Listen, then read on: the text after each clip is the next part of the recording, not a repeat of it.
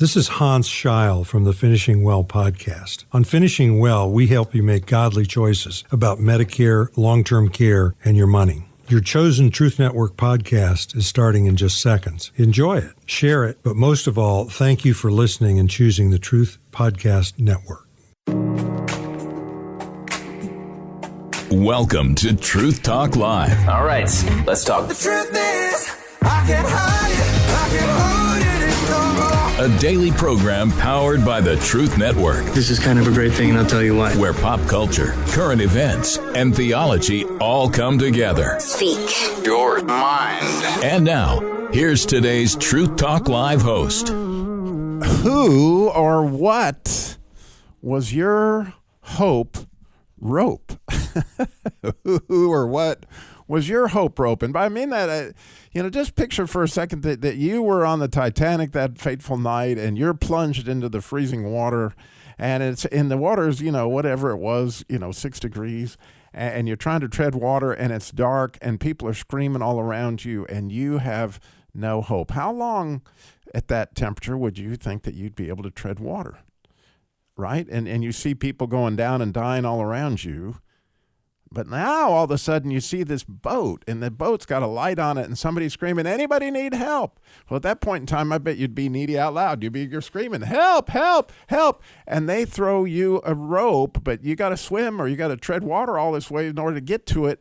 How much longer could you tread water now that you see that hope rope?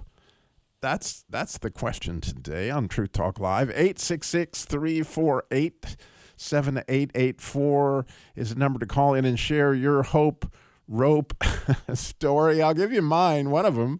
I actually have lots, but one of the ones that will always impact me just tremendously is I had in the year 2000 a brain abscess that had resulted in, they did a brain biopsy that they were afraid that my cancer had come back or something along those lines. And I'd had this inflammation in the meninges part of my brain. So they did this.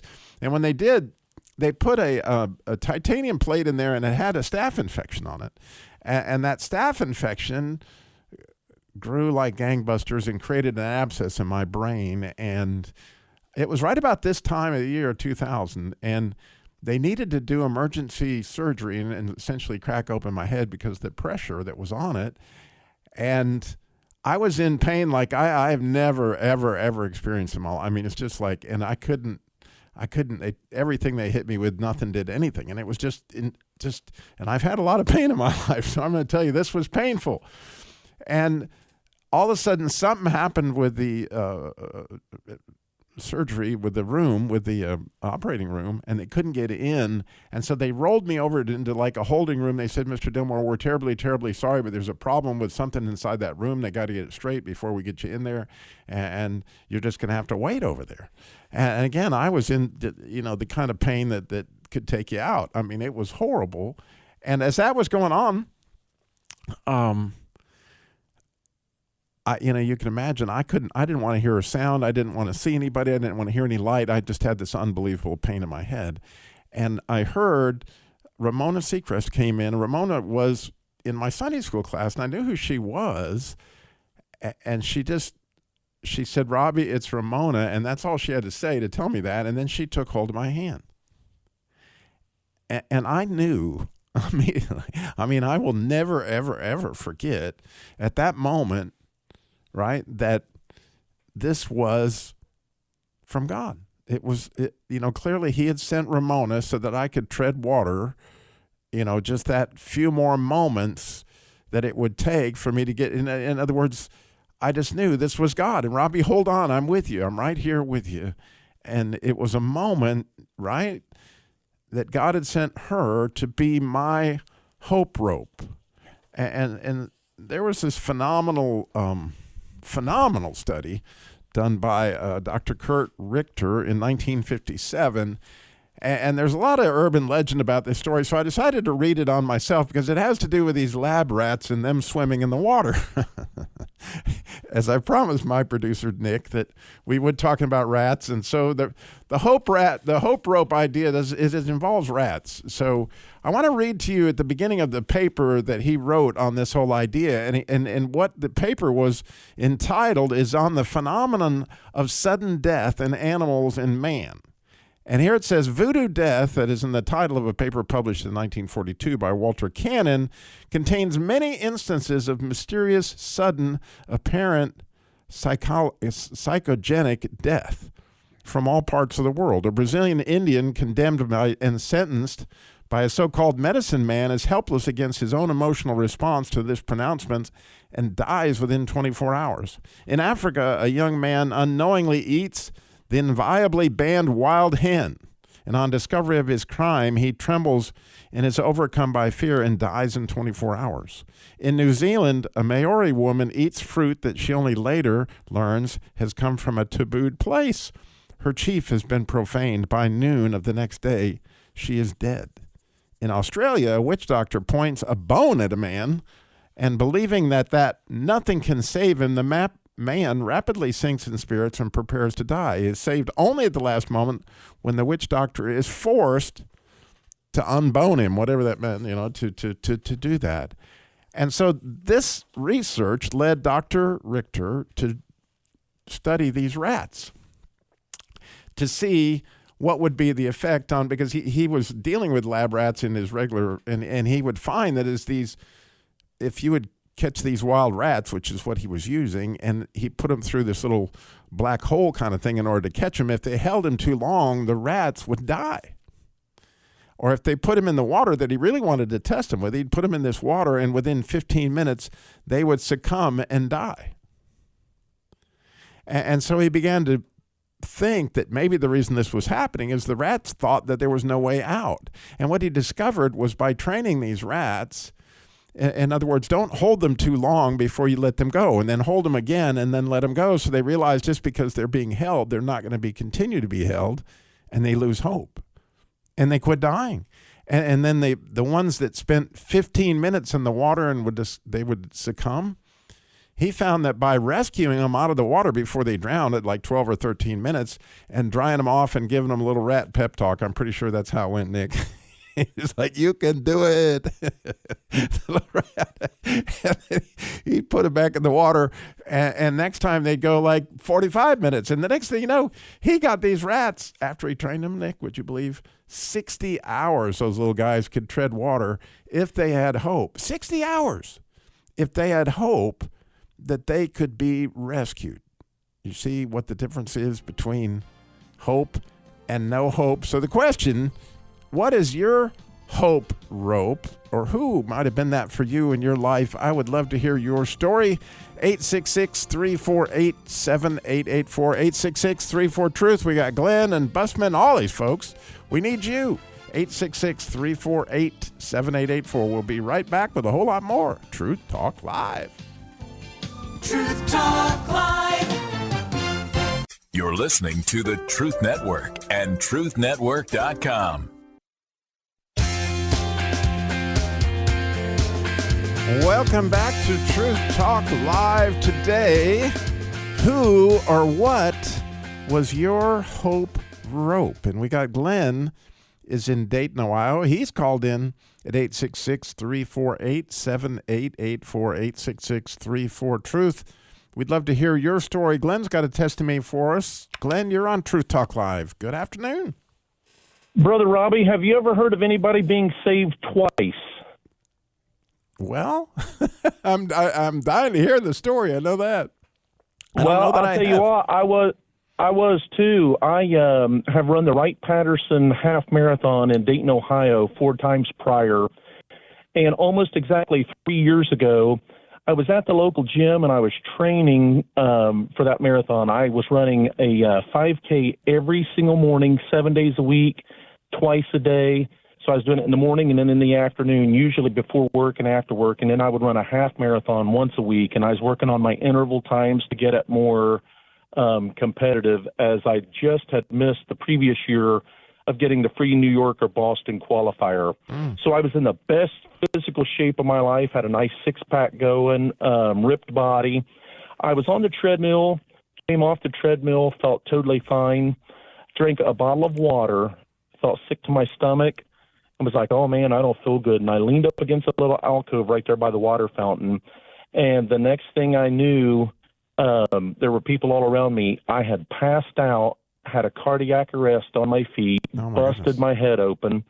There was a lady that was another patron at the gym. She had just graduated from a local college nursing program 3 days prior.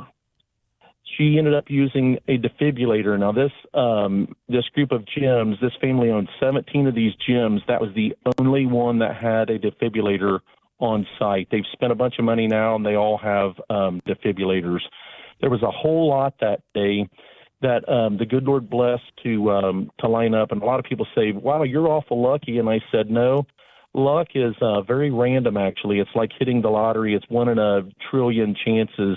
Right. But blessing by the very definition is very customized and very personalized from God. But the second part to that is, I wasn't a Christian man when that happened. And my young son goes to a local Christian school, and they asked him one time, they said, Luke, what would you like to be when you're an adult? And of course the kids say policeman, doctor, astronaut, all that stuff. And my boy said he wanted to be a preacher and a game warden. And they said, wow, that's a pretty big difference. And he said, no, not really. And they said, well, you're going to have to explain yourself because we don't get it. And he said, a game warden helps save animals and preachers help save people. And I took him out fishing one night, and he was very chatty. And I said, Luke, please be quiet. I said, because the more you talk, son, your voice and the vibration over top of the water seems to be spooking the fish, because the more you're talking, the fishing is getting slower. Now, it was probably pushing about midnight, and talk, and driving me nuts. And I was doing my best to be patient and understanding. But again, I had this cardiac arrest. I was still not a Christian man. That was still not enough. I was almost begging my son, be quiet, enjoy the time, enjoy this process. My boy says, Dad, I got one more thing I need to ask you. He said, we've been studying at the Christian school, and he said, have you ever asked Jesus Christ to come into your life? It convicted me nearly clear out of my boots. He went stone cold silent after he had just piled the coals of conviction, just heaped them on my head. I would have given anything for the kid to keep talking so that we could have discussed anything else. Nope, he asked that one question, and it heaped the conviction on me so heavily for about 8 or 9 months. And I finally said yes and became baptized, but there was so much about the cardiac arrest. It was so close. In fact, when I went back to thank everyone that had helped rescue me and kind of save me in that instance, the local police officer in our town, he wouldn't even shake hands with me. He said, sir, he said, you're very lucky they were doing the laundry. He said, because I had asked for a white towel to cover you up. And he said, if I would have covered you up, legally, they can't do any more resuscitation. Wow. So the good Lord has blessed me over and over and over and over again when I certainly didn't deserve it. And even the cardiac, it's so scary to think about how many other folks are doing this nowadays. That was not enough to make me wake up and realize my dad was a Baptist preacher my whole life. I've always heard the word of God. And it's just one of those things to where I thought, someday. Well, I can tell you I was in the best physical shape of my life, never expecting for a second. I didn't have a heart attack. They said that my enzyme levels were low. I didn't have any blockages. And they said, that's actually the scarier part, sir. They said, the cardiologist said, you're a total puzzle. He said, I've had about 3 or 4 cases in my 40-year career to where we have no reason why you had this strange arrhythmia that caused the cardiac arrest. So I have a pacemaker defibrillator implant now, but I was in the best shape of my life. I was the most desperate, lifeless I have ever been. All these strangers were working to save me, and it still didn't wake me up. And when my boy asked me that magic question, when he did, I think about how heartbreaking it is, people that have abortion and give up their children. And, oh, Lord have mercy, I'm so thankful to the good Lord above. I was scared to be a dad the first time. He's the only kid that I have.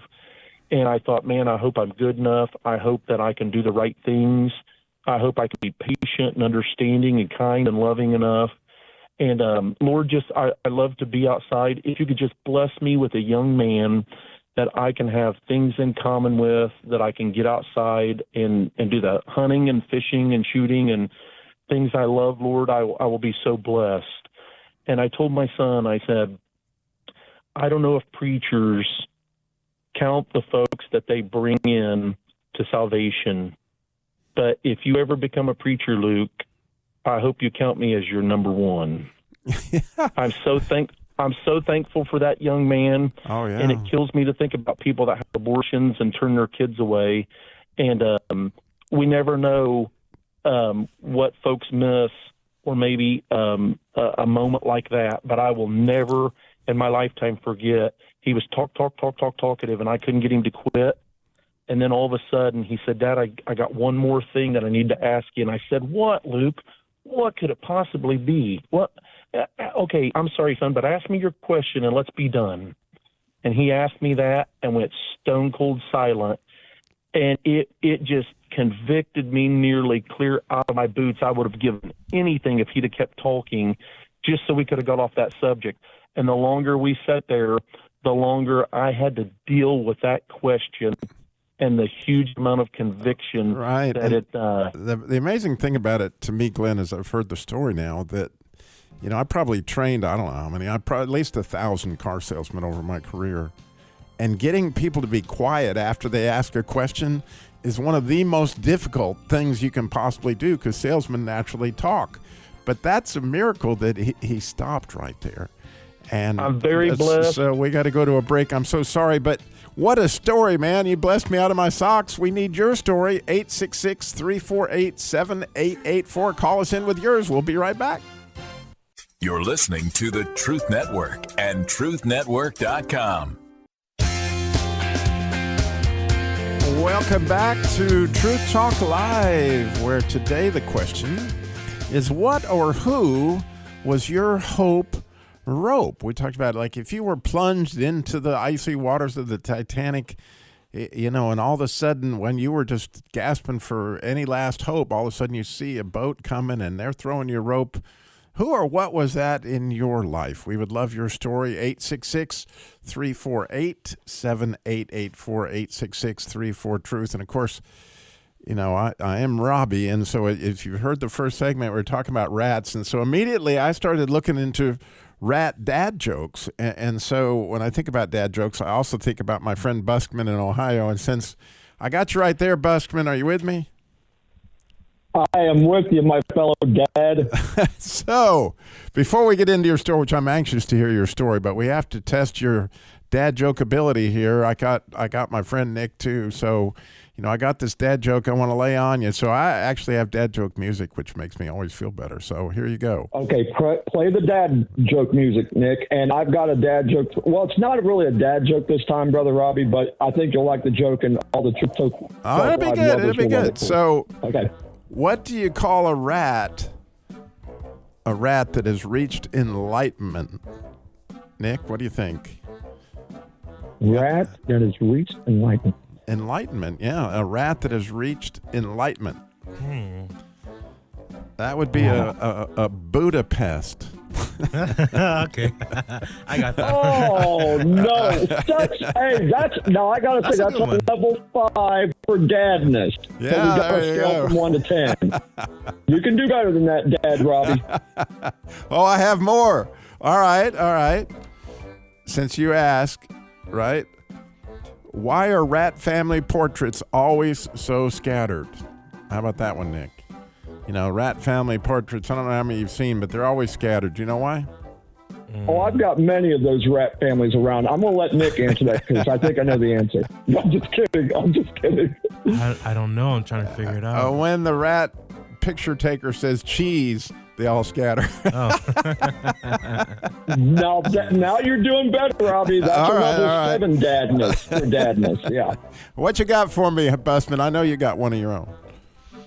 Okay, I have one. Okay, and I found this one, Brother Robbie, and I thought of you because you're the Christian car guy. All right. So I've got actually 2 car jokes, but they're quick. And then I've got a wonderful story. And I got to say for Glenn, I'm just down the road from where that marathon takes off. That's a wonderful story. It is. Psalm 8, Brother Glenn. Read Psalm 8 out there in Ohio. God bless you, my fellow Daytonian. Okay, you ready? I'm ready. Honey, I have good news and bad news about the car. Give me the good news first. The airbags work. Oh, no. Oh, yeah. There you go. Okay, and here's my second one. Hey, Busman, I'm sorry I couldn't fix the Busmobile with the brakes. Oh, yeah? Why not? Were they messed up really that far? Well, they were beyond my pay scale, but don't worry, Busman. Your horn is louder. All right, I since you're talking car ones, I have one for you today too. Even without the music, I can do it. So, how do you know when you're a bad driver? Do you have any idea how you know when you're a bad driver, Nick? Red lights in my rearview mirror. Now, that's one thing. Or Siri could say, "In 400 feet, please pull over and let me out." Not even Siri wants to be in the car with you. Very good. So we're ready for your story. I'm very excited to hear that, actually, Busman. I don't know if I can top Brother Glenn's, Robbie, but in fact, I'm not even going to try. That is such an awesome story about his son. And I got to say this, my son's name is Luke. Really? This is so weird. And remember I told you the story how God named him through that 10-year-old or that 8-year-old little boy, right? Who didn't even know we were having a boy. But that little 8-year-old knew and said his name is Luke Andrew. And my wife and I named our firstborn son Luke Andrew. Yeah, remember that story, Robbie? Anyway, that was such an amazing story that Brother Glenn out there in Dayton gave, the marathon runner. So God bless you. I hope your son Luke does become a pastor, brother. Okay, here's what happened to me, Truth Talk Live and my brothers there at the studio. I was on my motorcycle, and I was approaching a 4-way exchange, okay? One way takes you to 75 North, one way takes you to I-75 South. And I was approaching going under the bridge of I-75 here very well close to where Glenn lives. And it's called Wagner Ford Road. So I was on my motorcycle, and something told me, Busman, slow down. And I was wearing my lime green shirt because I work for a landscape company.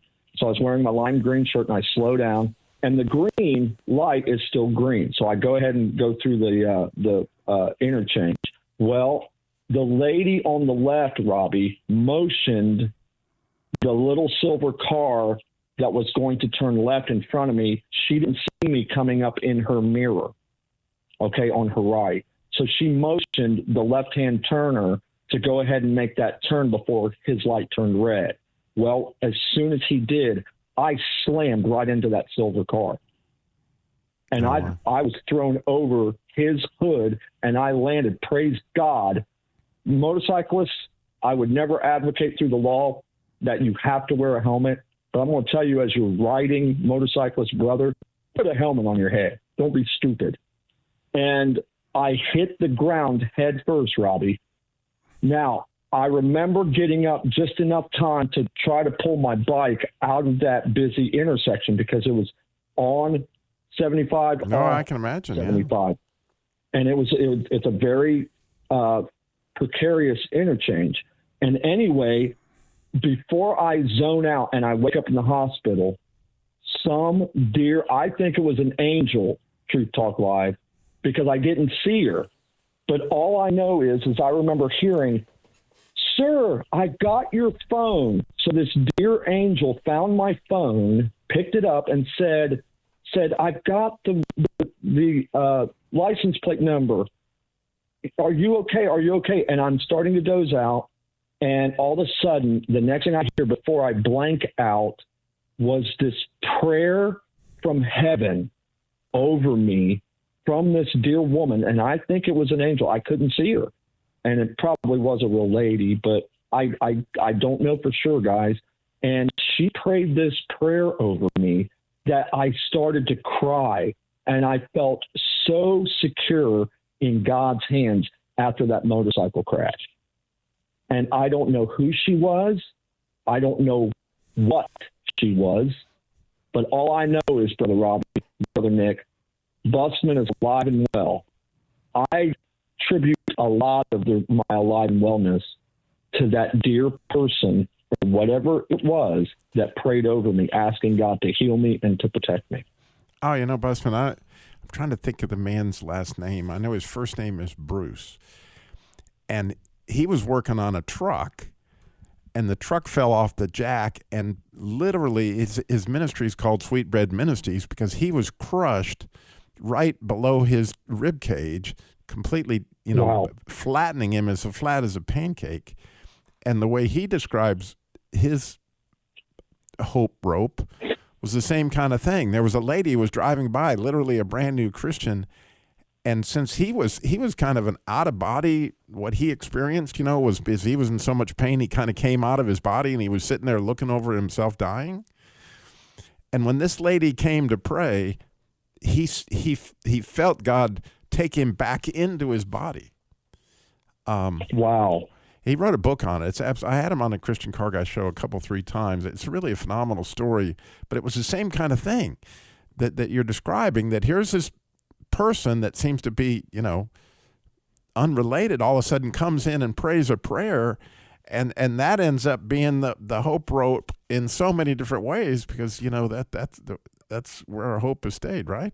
That's just amazing. I absolutely believe. I remember I came to a little bit in the back of the ambulance, and they asked me cognitive questions like, who's the president? What's your name?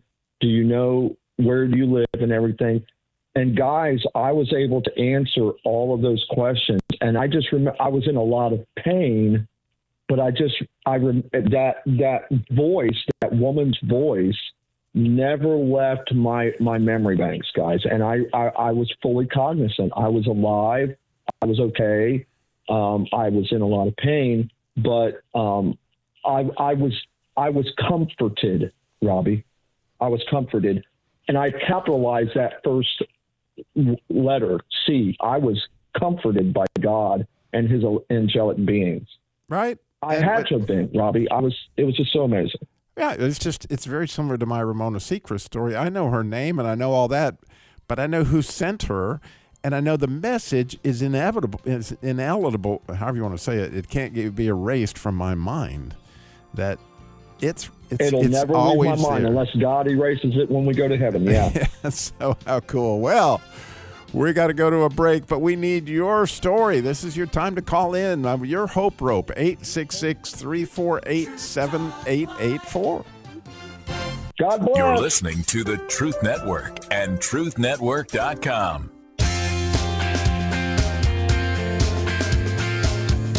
Welcome back to Truth Talk Live. Today, what or who was your hope rope? And you've heard some amazing stories. We haven't heard yours. 866-348-7884. 866-748-7884. 888. No, I got me confused. 866-348-7884. Anyway, it's an amazing thing. When you really think about it, and I told this story about how these little rats, when they were trained that they would be rescued out of the little beaker, they could tread water for 60 hours. And the point I thought about is if you were plunged into the icy waters of the Titanic, and you wouldn't last very long, but if you saw a boat coming and somebody standing there with a rope, then all of a sudden you would become really needy out loud. I love that idea of being needy out loud, especially being needy out loud to Jesus. Help me, son of David, that kind of thing. And there's a story in 2 Kings.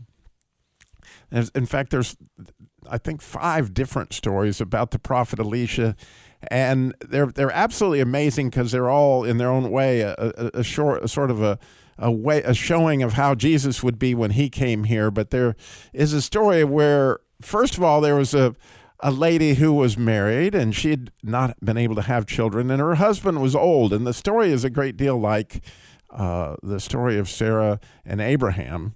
And this woman is not coming forward to Elisha to tell him that she's barren, but instead she invites him to his house. She gives him some bread. She even sets him up a little room there, and Elisha keeps visiting, and finally his servant explains to him that the lady really wants to have a child. And so he tells her, look, this time next spring, which is like Easter this time, you're going to have a child. And so she had this hope. In this case, she never told the man of God what it was, but he came to her and said, this is going to happen. And she said, don't lie to me. Don't tell me something I can get my hopes up, right? But then she has that child. And amazingly and tragically, after he gets a little older, he goes out in the field. He has a horrible headache, and he's screaming to his dad, and he is told to go back to his mother. He lays on her knees for hours and then dies on her lap. And at this point in time, the poor lady becomes needy out loud. In fact, when you read the story and look carefully, she said, I will run to the man who is in Gilgal. Well, you got a ways to go to get to him. And she gets there as quickly as she possibly can. And then if you look carefully, she falls at his feet and grabs his legs. And you think about it, if you're going to grab somebody's legs, you're going to have to be falling down in order to be able to do that. And, she has an explanation, a discussion with Elisha about her son dying, and she says, she's holding on to him like they held on to Jesus's garment. I'm not letting go until you do something about my son. Now that is a great deal of faith and a lot of hope. And so and by the way, he lays on her son and actually raises her to life, but that faith, that hope, when has that happened in your life? And how could we be that faith or hope rope for somebody else? A question I can't help but ask. But we got Mike is also in Ohio. Mike, you're on Truth Talk Live. You got a story for us. Yeah, I love everybody else that called. That's awesome testimonies. And mine is real quick if I can. Please. Yeah, I was driving down the road and I pulled into a driveway and I forgot something at the job site, and I had to come and I had to turn around and come back. And how preachers and everybody says, pray without ceasing and listen to your God. Well, at the time I was kind of saying, God, I love you and thank you. And God said, don't pull out. And I said, what? And I look, there's no traffic. And I'm getting ready to pull out. And he says, God said, don't pull out. And I went, okay. I just, my heart is racing. And all of a sudden this car comes out of nowhere. Out of nowhere, going 100 and maybe 300 miles an hour. It was flying. If I would have pulled out, he would have T-boned me and I would have lost my life. And it was an audible voice almost to say, don't pull out, and by just listening to God and meditating on God, he told me not to pull out. And that's how good God is. And the beautiful thing about it is, I think about it, Mike, is that you recognized it. Yeah. You obeyed it, but now you remembered it, right? Yeah. It's putting pillars in your life. You know what I mean? Right. There's a bunch of pillars that you need to say, this is why I trust God. This is why I trust God. God saved me. God healed me. God did this for me. God send me this person. And you need to keep trusting God and believing in God and never going away from God, and I love, in the book A Pilgrim's Progress, you might remember that Christian, the hero of the story, he keeps his testimony in his bosom, right? And it's there so that he can refer back to it, whenever he needs it. In the second verse, 119 Psalm is one of the Beatitudes. Actually, it says, blessed is he who keeps his testimonies and seeks him with his whole heart. And it gives that idea that when you think of all the stories that we heard today, Mike, all these folks, they've got that testimony right there because it's a rope. You know, it's just like the little guys that are floating in the beaker have learned that they can be a chance of being saved. And what an amazing thing. We not only are saved like you described, and I described, but even more importantly, what Glenn described is being saved in order to spend eternity, right? Yeah. Enjoying all that we have. So, thank you. There's been, over my life, there's been many pillars in my life that I could say that, God let me into his life, saved me. And, and we need to keep reminding ourselves of these pillars. And thank you for doing that.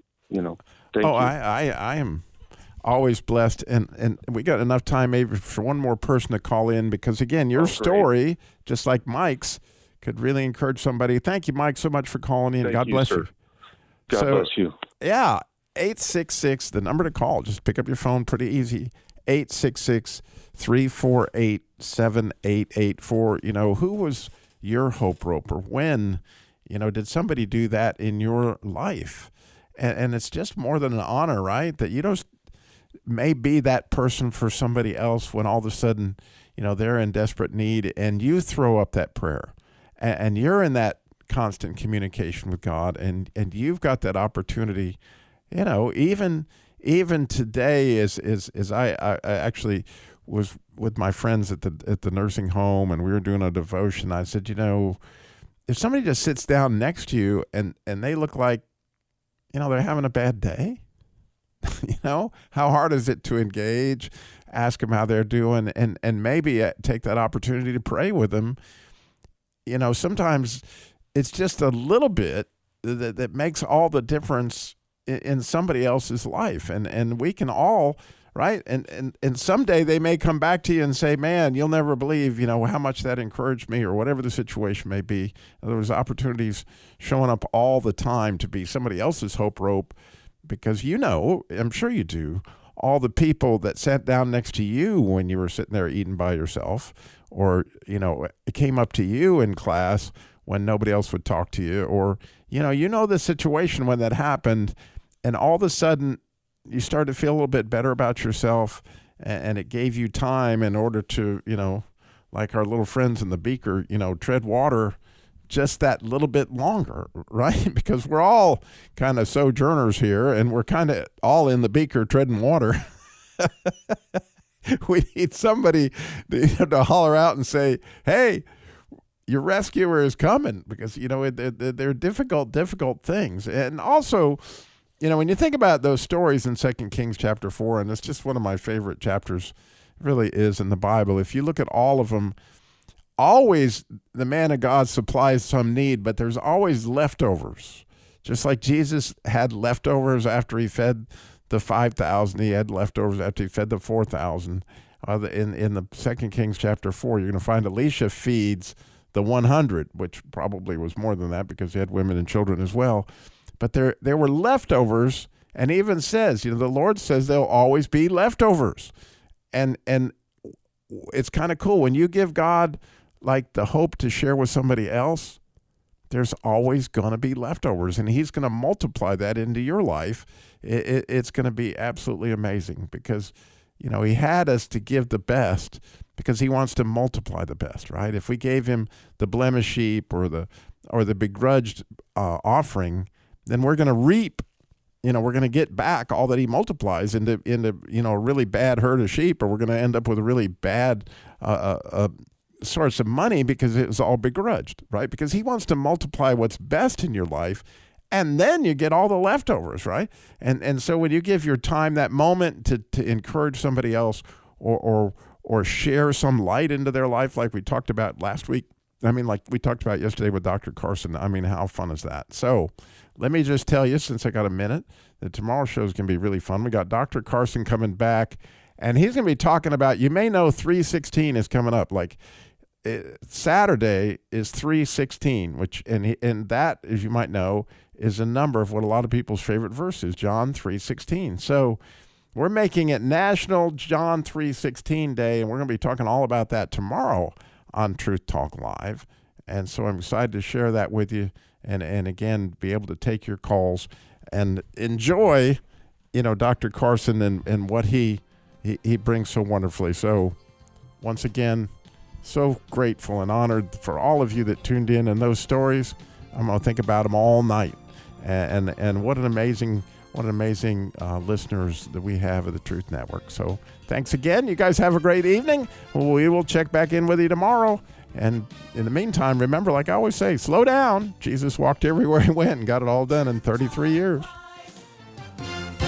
Another program powered by the Truth Network.